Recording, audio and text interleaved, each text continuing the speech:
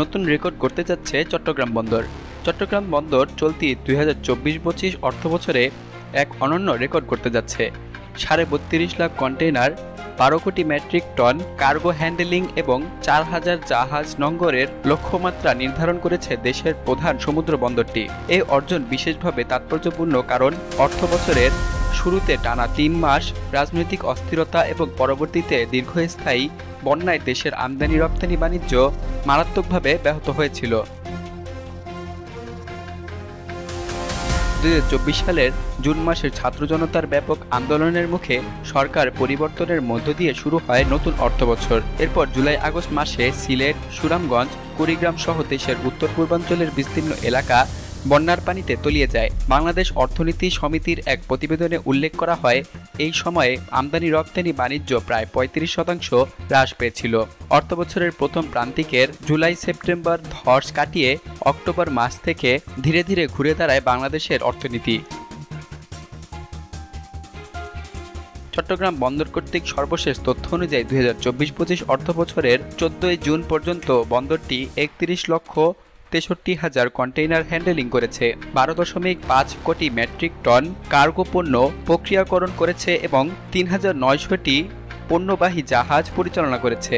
চট্টগ্রাম বন্দর কর্তৃপক্ষের সদস্য harbour and marine captain Ahmed Amin Abdullah জানান, বন্দরের উৎপাদনশীলতা বৃদ্ধির জন্য আমরা বেশ কিছু সংস্কার কার্যক্রম বাস্তবায়ন করেছি। প্যাটেনা কন্টেইনার টার্মিনালের সক্ষমতা বৃদ্ধি, জাহাজ ভিড়ানোর গতি বাড়ানো এবং ডিজিটাল সিস্টেম চালু করার ফলে এই সাফল্য অর্জন সম্ভব হয়েছে।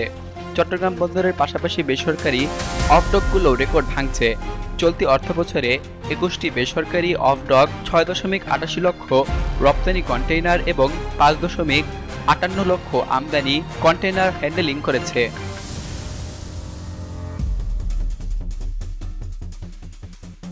বাংলাদেশ ইনল্যান্ড কন্টেইনার ডিপো অ্যাসোসিয়েশনের মহাসচিব রুহুল আমিন শিকদার বিপ্লব বলেন, বর্তমানে দেশের মোট রপ্তানি পণ্যের প্রায় 95% অফডকগুলো হ্যান্ডেল করছে।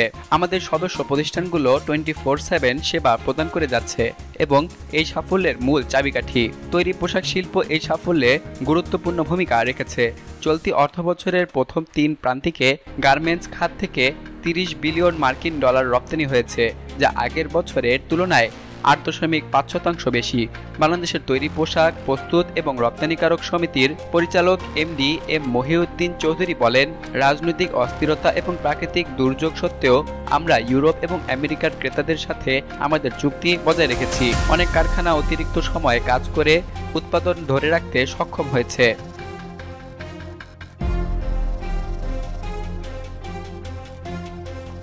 লয়ার্ড লিস্টের সর্বশেষ র্যাঙ্কিং অনুযায়ী চট্টগ্রাম বন্দর এখন বিশ্বের 67তম ব্যস্ততম বন্দর, যা আগে ছিল 76তম স্থানে।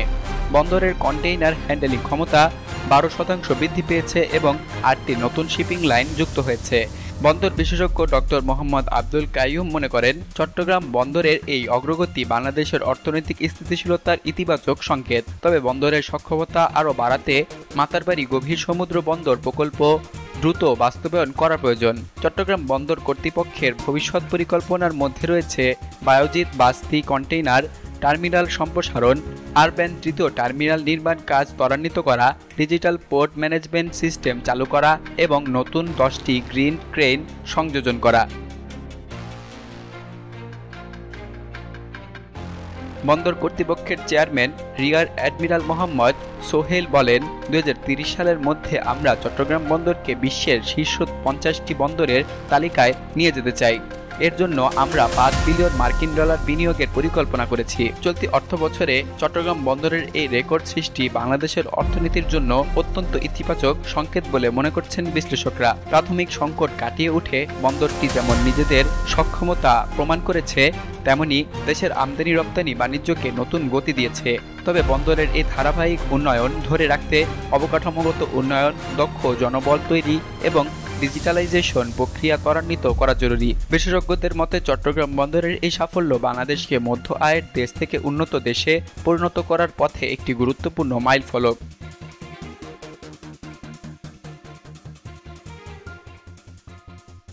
সকল প্রকার খবর জানতে এখনই সাবস্ক্রাইব করে রাখুন আমাদের চ্যানেল বাংলাদেশ কণ্ঠে।